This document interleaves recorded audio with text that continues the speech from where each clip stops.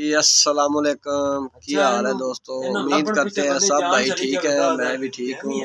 तो दोस्तों अज आए असी सैड जी हैगी डुबनपुरे वाली 4 मरले की सैड ते उत्थे अज कहना असी फर्शा कच्चा कुचा कर रहे हैं। तो 7-8 दिन हो गए मैं वीडियो वगैरह नहीं पाई क्योंकि चुनाइयां असी कर रहे थे। चुनाइयां की वीडियो रोज ही बंदा चुनाइयां की वीडियो पा ना जाए तो मुनासिब नहीं हैगी। तो अज मैं आया सी सैड जी 4 मरले वाली डुबनपुरे वाली ते मैं असी कच्चा शुरू किया है।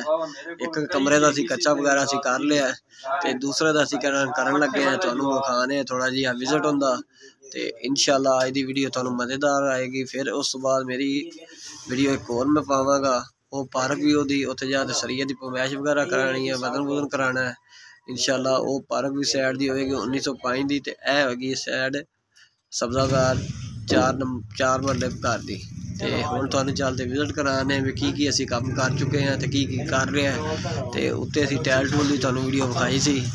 तो यह हुण माल मूल मिलते पे ये भी तुहानू दिखाने भाई। यह वेख सकते हैं तुसीं बजरी हुण असी कहना नाप रहे हैं, उधर भी बजरी नाप रही है। तो इंशाअल्लाह कहना ना बजरी बुजरी मिल जाती है। तो मैं हम चला पार्क व्यू तो पार्क व्यू जा तो बजरी का जोड़ा सरिया का जोड़ा सैज वगैरह कराने मैं वजन वुजन कराने वजन वुजन करा तो उनकी वीडियो पाने इंशाअल्लाह। तो कल सरिया सुरिया वाले बनणगे तो इंशाअल्लाह अल्लाह के हुक्म नाल काम शम की तैयारी करने। तो हुण असी चलने उधर पार्क व्यू। तो यह वेख सकते सब्जादार वाली सैड 4 मरले का घर है दोस्तों। दो पिछले बैड बनाया, छोटा जिहा टीवी लगा है, ओपन हिस्सा एक है वाशरूम है, किचन है। वीडियो भी विखाई सी तुहानू।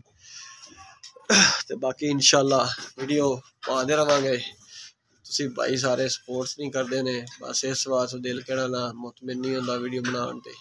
सारे भाई सपोर्ट की करन माड़े बंदे असी मिस्त्री हजरात सारे जिन्ने भी है साडे वीडियो वेखदे ने मिस्त्रियों की सपोर्ट करनी चाहिए। जेह्ड़े यूट्यूब चैनल बनाते हैं सारे दे सपोर्ट नाल बंदा अगे आता है।